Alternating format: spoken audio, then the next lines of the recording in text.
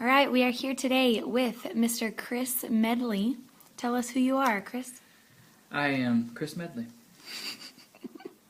I am a principal of a small private Christian school of about 20 students or so, and this is our 6th year.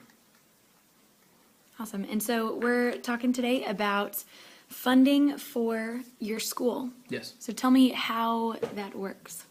We are tuition driven, so collect tuition from students, and then based on what comes in, that's how we set our budget. Most Christian schools, unless they have extremely high tuition, probably 85 to 90% of their income goes towards teacher salaries, more than it does probably extra programs, things like that. So it's a little bit different than it might be for public schools. There's not a lot of extra funding unless they put out specific needs. Hey, we would like to do this, or we're wanting to start this program, and give people an opportunity to get towards that. And so how do you determine the arts of how much money goes to music, fine arts, towards sports?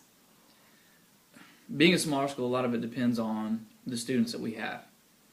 If we don't have, obviously we couldn't have a football team if we only have, 4 high school male students or something like that. So we base it on the student population year by year.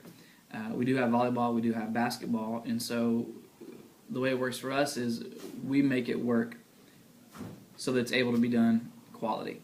It's not just trash put together. So it's less about a certain amount than it is making sure we do it well. Does that make sense? Yes. So how is the way that you distribute funds different than a public school does?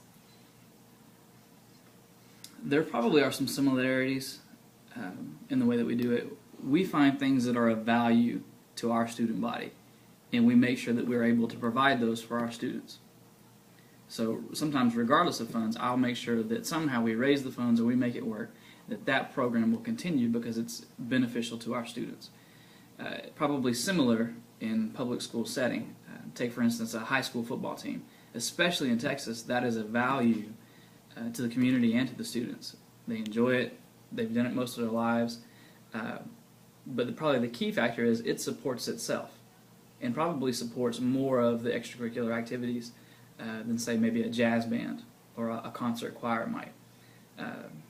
And so if you come to an issue where money or funds become an issue, which programs are we going to cut?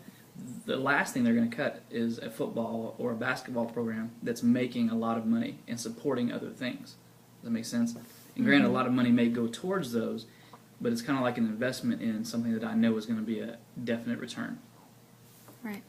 And so do you feel like you will make decisions based on how much money you can get back, or that you are more focused on the students and what they would benefit from the most?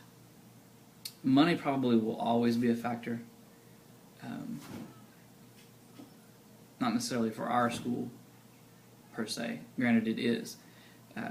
But not as a deciding factor as maybe in other places.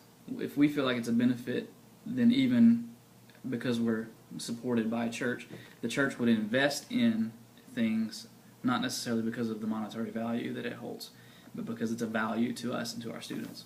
So it's a little bit different. I gotcha. So we're value-based and not budget-based. Does that make sense? Yeah. That's cool.